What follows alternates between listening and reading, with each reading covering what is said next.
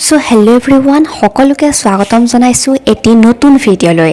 আপোনালোকে মায়াবিনী ধাৰাবাহিকখন চাই নিশ্চয় সকলোৱে ভাল পাইছে আৰু মায়াবিনী ধাৰাবাহিকখনত অভিনয় কৰা জিতু আচলতে কোন হয়, তেওঁৰ ঘৰ ক'ত হয় আৰু তেওঁৰ জীৱনৰ বহুতো নজনা কথা মই আপোনালোকক এই ভিডিঅ'টিৰ জৰিয়তে জনাবলৈ চেষ্টা কৰিম।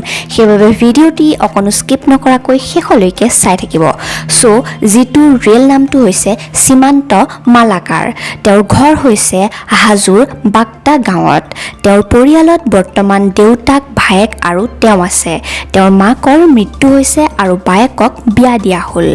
জিতুৰ ঘৰত মতা নামটো হৈছে যদু। তেওঁৰ জন্ম হৈছিল 1992 চনৰ 3 মাৰ্চ তাৰিখে। তেওঁৰ দেউতাকৰ নামটো হৈছে দীপক মালাকাৰ আৰু মাকৰ নাম হৈছে স্বৰ্গীয় মঞ্জু মালাকাৰ।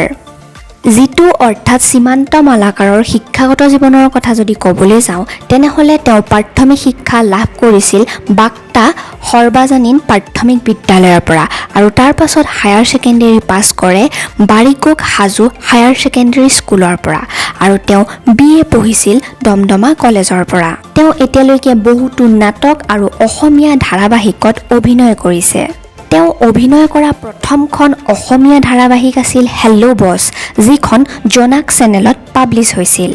তেওঁ অভিনয় কৰা কেইখনমান জনপ্ৰিয় ধাৰাবাহিক হৈছে প্ৰেমানন্দ, সুন্দৰপুৰ গেষ্ট হাউচ, সপোনৰ ঠিকনা বিচাৰি, 1-2-12, অনামিকা আৰু বৰ্তমান ৰেঙনি টিভিত সম্প্ৰচাৰিত হৈ থকা জনপ্ৰিয় ধাৰাবাহিক মায়াবিনীত জিতুৰ চৰিত্ৰত তেওঁ অভিনয় কৰি আছে।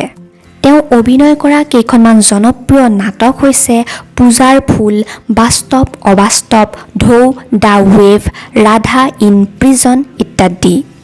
জিতুৰ যদি ফিজিকেল এপিয়াৰেঞ্চৰ কথা ক'বলৈ যাওঁ তেনেহ'লে তেখেতৰ হাইট হৈছে এপ্ৰক্সিমেটলি 5.7 ইঞ্চ আৰু ৱেইট হৈছে এপ্ৰক্সিমেটলি 55 kg। আপোনালোকে বাৰু জিতুৰ অভিনয় চাই কেনে পাইছে মোক কমেণ্ট কৰি জনাবচোন। মোৰ কিন্তু জিতুৰ অভিনয় চাই খুবেই ভাল লাগিছে। তেওঁ যিটো কেৰেক্টাৰ পাইছে সেইটো খুব নিখুঁতভাৱে পালন কৰিছে আৰু সেয়া মায়াবিনী ধাৰাবাহিকখন চালে স্পষ্টকৈ গম পোৱা যায়। গতিকে আশা কৰিছোঁ আপোনালোকে জিতুৰ বিষয়ে বহুতো নজনা কথা জানি ভাল পালে।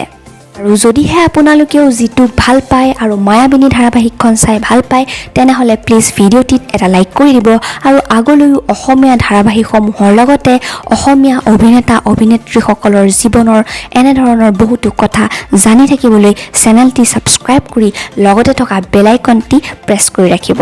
Thank U.